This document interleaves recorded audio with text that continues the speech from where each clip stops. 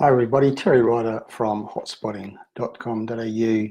A week ago we were talking about there being a perfect storm of negative events afflicting real estate markets across Australia. They say a week is a long time in politics, and it certainly has been for certain politicians at a federal level in Australia, but also it seems a week is a long time in real estate because a week later the landscape has changed completely. We've had a number of events and announcements which have turned the whole landscape of residential real estate a lot more positive than it was a week ago. Obviously, getting the election out of the way is a big plus, because an election, a federal election, is always a big break on activity. People won't make big decisions while there's that level of uncertainty out there. So getting that done and dusted is huge for real estate. The result of the election is also a major positive, because it means the real estate market doesn't have to worry about Labor's proposed changes to negative gearing and capital gains tax anymore. So that's also done and dusted. That's two of the negative elements of the perfect storm out of the way. The third one was the lending environment, which has been pretty tough lately, but that's started to ease with the big banks starting to compete more strenuously for the business of investors in particular recently. But the big ticket item is the announcement in the last couple of days by APRA that it's relaxing one of the key restrictions on lending. Up until now, anybody seeking a mortgage, even though they might be borrowing at say 3.8% in the current interest rate environment, they would be assessed as if the interest rate was 7 or 7.25%. There was a stress test buffer built into the system at the dictate of APRA.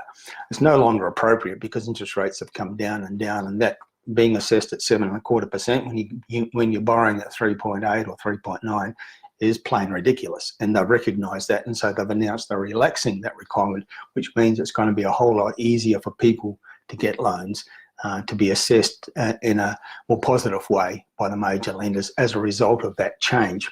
We're also being told increasingly by the pundits that we're going to get an official interest rate reduction pretty soon, perhaps as soon as the next meeting of the Reserve Bank in early June, and that again will be a positive. So that will be a long way down the track to removing that third element of the perfect storm, which is the lending environment. The fourth one is media rhetoric, which has been overwhelmingly sensationally negative for the past 12 or 18 months, and we're starting to see that change as well, particularly since the election result has turned increasingly positive.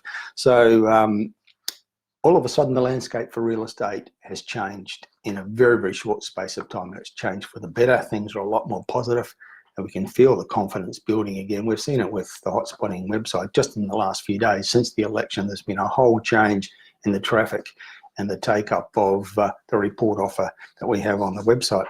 So we're currently working on this week's edition of the Week in Real Estate, which we send out to our database every Saturday morning. And just to give you a heads up on what's going to be included in the Week in Real Estate newsletter this week, and it's all positive news. The optimism that's returned to the market as a result of the election result, the APRA decision, which is going to have the impact of making it easier for people to get loans to do what they want to do with real estate, both home buyers and investors. We've got some figures from the Housing Industry Association showing there's been a very rapid improvement in affordability in most cities across Australia in the March quarter. So affordability is at its best that it's been any time in the last 6 years.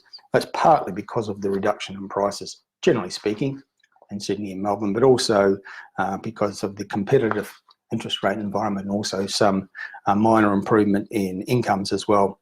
And we also have a story talking about the likelihood of a cut in official interest rates. That's been predicted widely. And we also had a speech in the last few days by the Reserve Bank Governor, Philip Lowe, giving a very strong indication that interest rates may well be reduced at the next Reserve Bank board meeting in a couple of weeks' time.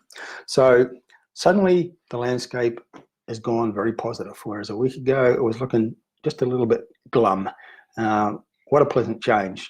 What an enormous change in the environment, and it's going to be very positive for real estate consumers and for the market generally going forward.